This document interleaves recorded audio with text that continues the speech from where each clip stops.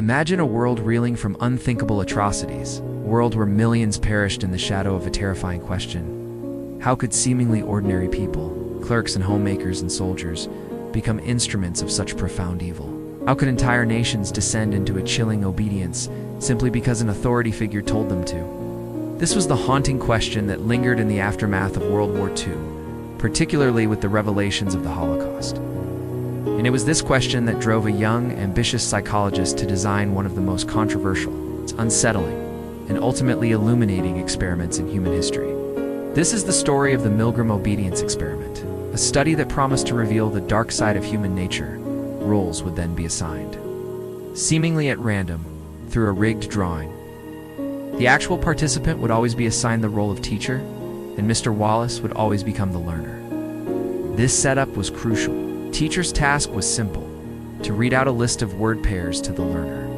He was instructed by the experimenter to give a list of answers. 75 volts, a grunt. At 120 volts, a shout of pain. At 150 volts, a desperate plea to be let out of the experiment. At 300 volts, the learner would bang on the wall, refusing to answer. Beyond that, a chilling silence. He would then, as part of the script, consistently make mistakes. The teacher, observing these mistakes, would be instructed to administer a shock, increasing the voltage level by 15 volts with each subsequent error. The learner, seated in an adjacent room, strapped into a chair that looked like it had electrodes, was supposed to memorize these pairs, and delivered a truth far more disturbing than anyone could have predicted. The experimenter pointed to a large, imposing piece of equipment, the shock generator. A single quick jolt was real and painful enough to convince them that the apparatus was authentic, and that the shocks they were about to administer would also be real.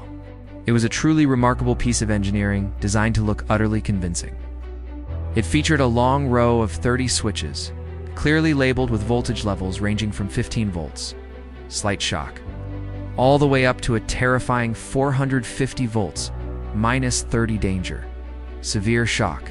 Below these labels, there were even warning labels, like moderate shock, strong shock, intense shock, extreme intensity shock, and danger, severe shock. Next to the highest voltage was the ominous 30. It had indicator lights that flashed and a buzzing sound that hummed, all contributing to the illusion of a fully functioning, dangerous device. The year was 1961. The setting was the prestigious campus of Yale University, a place synonymous with intellectual rigor and scientific pursuit.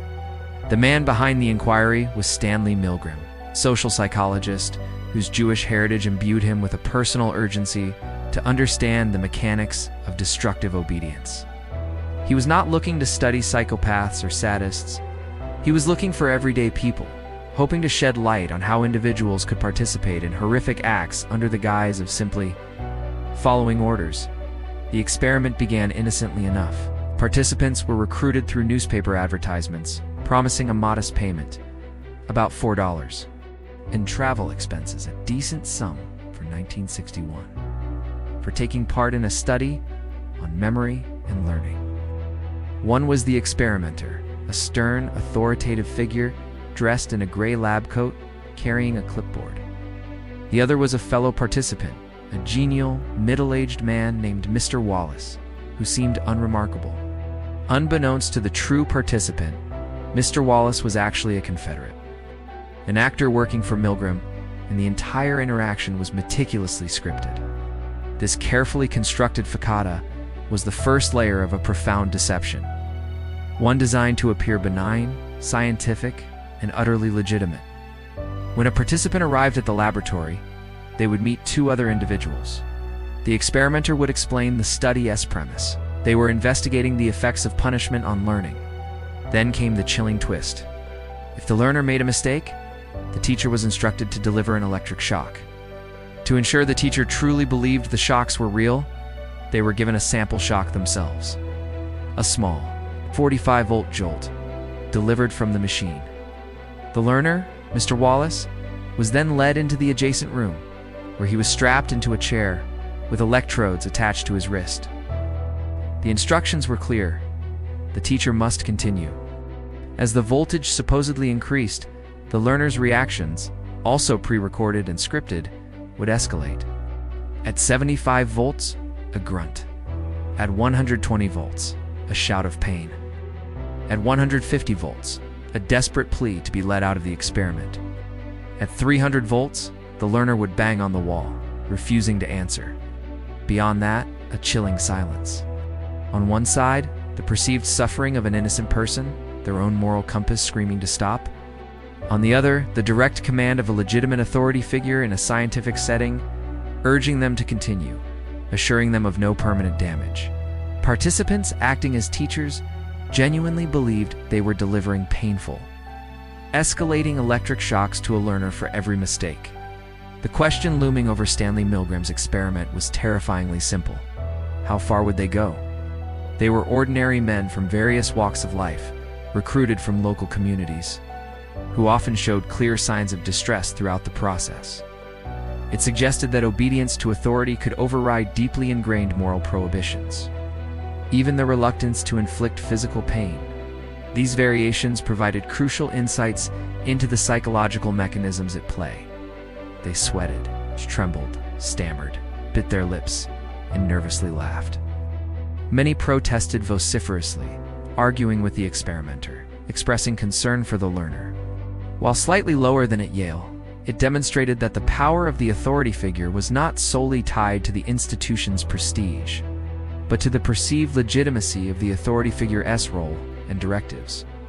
When the teacher had to physically force the learner's hand onto a shock plate, obedience plummeted further, but 30% still complied. When two other teachers explicitly defied the experimenter and refused to continue, obedience rates dropped to a mere 10%. Many pleaded with the learner to answer correctly, desperately trying to avoid administering more shocks. They questioned the experimenter, tried to explain why they could not continue, and showed clear signs of internal conflict and moral anguish. Yet, a disquieting majority, despite their obvious discomfort, continued to obey. This showed the immense power of social support and dissenting peer models. When someone else breaks rank, it makes it significantly easier for others to do the same. When the authority figure was physically absent, it was easier for participants to resist or simply pretend to follow instructions. This highlighted the power of direct supervision and the physical presence of authority. The closer the teacher was to the learner suffering, the harder it became to obey. But it did not eliminate obedience for a substantial minority. This suggested that empathy and direct sensory feedback played a role, but were not always sufficient to overcome authority. But when met with the firm, unwavering prods of the authority figure, please continue. The experiment requires that you continue. It is absolutely essential that you continue. You have no other choice. You must continue. Most complied. The answer, as it unfolded in the Yale University lab in 1961, sent shockwaves through the scientific community and challenged our fundamental understanding of human nature. This setup was a psychological pressure cooker. It's designed to push ordinary people to their ethical limits, to see just how far they would go in the name of obedience. Before the experiment, he polled psychologists and laypeople alike, asking them how many participants they thought would go all the way to the maximum 450-volt shock. Most predicted only a tiny fraction, perhaps 1 in 1,000, would display such extreme obedience. The reality was horrifyingly different. Throughout this escalating torment, if the teacher hesitated, expressed doubt, or refused to continue, the experimenter, maintaining a calm but firm demeanor, would deliver a series of standardized prods. These were short, authoritative statements designed to compel obedience. Please continue. The participants, believing they held the power of severe pain, even death, in their hands, now faced the ultimate test. The results, as we will see, would shake the very foundations of our understanding of human nature. The experiment requires that you continue. It is absolutely essential that you continue. And finally, you have no other choice. You must continue.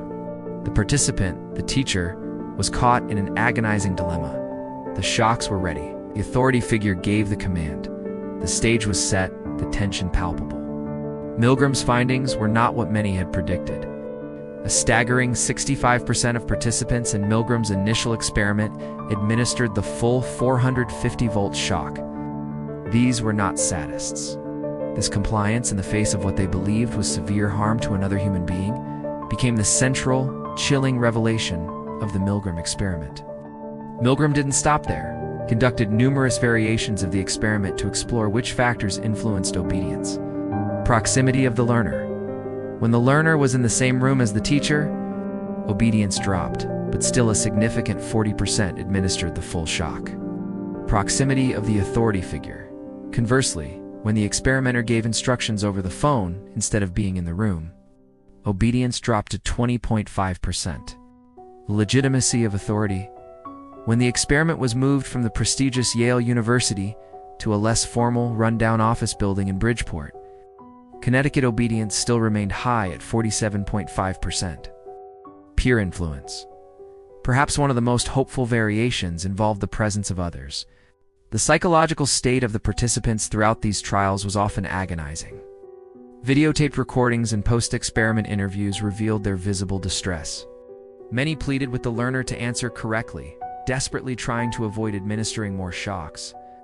They questioned the experimenter, tried to explain why they could not continue, and showed clear signs of internal conflict and moral anguish. Yet, a disquieting majority, despite their obvious discomfort, continued to obey. Milgram proposed several key psychological mechanisms to explain this chilling compliance. This gradual escalation made it difficult to identify a clear stopping point. Once a participant delivered a 15-volt shock, it became harder to refuse the 30-volt, and then the 45-volt, and so on. Each small step committed them further, making it harder to break away without feeling inconsistent or rebellious, and inflict severe perceived harm on others, simply due to the powerful influence of authority. The very nature of Milgram's methodology, designed to elicit such extreme responses, would spark a furious ethical debate that would reshape psychological research forever. The results were a profound and unsettling mirror, reflecting a potential for obedience within each of us that few are comfortable acknowledging. It was a truth so stark, so uncomfortable, that it forced a radical reassessment of human behavior and the ethical responsibilities of scientific research. Critics vehemently argued that Milgram's methods were profoundly unethical. Participants were subjected to extreme deception, believing they were genuinely shocking another human being. These boards are now mandatory tasked with reviewing all proposed research involving human subjects to ensure that potential benefits outweigh risks, that informed consent is truly voluntary and comprehensive, and that participants are protected from undue psychological or physical harm. The days of experiments like Milgram's, conducted without stringent ethical oversight, were effectively over. They experienced intense psychological distress, visible in their trembling, sweating, and nervous laughter. Many left the experiment feeling confused, humiliated, or deeply disturbed by their own capacity for obedience. Was it justifiable to inflict such distress even in the name of scientific discovery? But the profound insights came at a cost, igniting a furious debate that continues to reverberate to this day. The agentic state. This was a central concept. Milgram suggested that individuals enter an agentic state when they perceive themselves as an agent of an authority figure. In this state, they believe they are no longer personally responsible for their actions. They are merely carrying out the will of a higher authority. And reunited with the learner, alleviated much of the distress. He pointed to follow-up surveys showing that a high percentage of participants reported feeling glad they had participated, believing they learned something valuable about themselves and human nature. However, the outcry was undeniable, leading to a profound shift in how psychological research is conducted. Responsibility is diffused upwards to the experimenter. This psychological shift allows individuals to commit acts that would normally go against their own conscience, because they no longer see themselves as the primary moral actor. Gradual commitment and escalation. The shocks increased in small, incremental steps. It was only a 15-volt increase each time. The power of the situation, the context of the experiment, the scientific setting, prestigious university, the authority figure in a lab coat, all contributed to a powerful situational force. Participants were in an unfamiliar environment, unsure of how to act, and looked to the experimenter for guidance. The perceived authority and legitimacy of the scientific endeavor created a compelling imperative to continue. Diffusion of responsibility. The experimenter took full responsibility for the learner's well-being.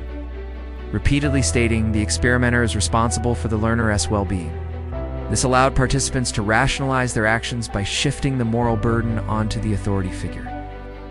The Milgram experiment starkly revealed that under certain situational pressures, ordinary people are capable of acting in ways that violate their own moral compass. But these shocking revelations were not without significant consequences themselves. The revelation of Milgram's findings, the sheer, unsettling percentage of ordinary people willing to inflict what they believed to be extreme pain under command, detonated like a bombshell in the world of psychology and beyond. The immediate fallout centered on the ethical controversy surrounding the experiment itself. Milgram himself vigorously defended his work, arguing that the debriefing process, where participants were fully informed of the deception the Milgram experiment, served as a pivotal catalyst for the establishment of rigorous ethical guidelines. And institutional review boards in universities and research institutions worldwide. These boards are now mandatory, tasked with reviewing all proposed research involving human subjects to ensure that potential benefits outweigh risks, that informed consent is truly voluntary and comprehensive, and that participants are protected from undue psychological or physical harm. The days of experiments like Milgram's, conducted without stringent ethical oversight, were effectively over. Beyond the ethical considerations, the scientific community grappled with how to interpret and generalize Milgram's findings. Were they unique to 1960s America? Were they only applicable in highly artificial lab settings? The point where the learner first protests strongly found remarkably similar obedience rates to Milgram's original study up to that point. It explains the immense pressure to conform and the difficulty of becoming a whistleblower when confronting authority. It offers a powerful lens through which to analyze a wide array of real-world phenomena. It suggests that the banality of evil might not stem from inherent wickedness, but from a terrifying capacity for unthinking obedience within hierarchical systems. It is not necessarily about evil individuals, but about the insidious power of situational forces and the psychological mechanisms that allow us to become agents of another's will. It challenges the comforting notion that we would always stand up to injustice, revealing instead a frighteningly strong predisposition to comply when commanded by perceived legitimate authority. This suggested that the underlying human tendency to obey authority had not significantly diminished over time or across different societal contexts. On one hand, it sparked a vital revolution in research ethics, forever changing how we study human behavior to prioritize participant well-being. On the other, it left us with a chilling, inescapable question. Would you kill a stranger if an authority told you to? The answer, disturbingly for a significant number of people, appears to be yes. And that truth, however uncomfortable, compels us to remain vigilant, to question authority, and to fiercely guard our own moral autonomy in a world where the power of command continues to hold an unsettling sway. Other cross-cultural studies, while showing some variation, have generally confirmed the powerful influence of authority on human behavior in diverse settings, from Germany to Jordan. Subsequent replications and variations of the Milgram experiment across different cultures and eras have provided crucial answers, while direct, full replications of Milgram's original setup are now ethically problematic. For instance, Jerry Berger's 2009 partial replication of Milgram's experiment, adhering to modern ethical guidelines, for example, stopping at 150 volts, the enduring relevance of Milgram's work is undeniable, casting a long shadow over our understanding of human nature. Genocide and atrocities. Milgram's work is often cited when trying to comprehend how ordinary soldiers or citizens can participate in mass atrocities. From the Holocaust to other historical and contemporary conflicts, workplace conformity, and whistleblowing. The experiment illuminates why individuals often follow questionable orders in corporate or organizational settings, even when they have ethical reservations.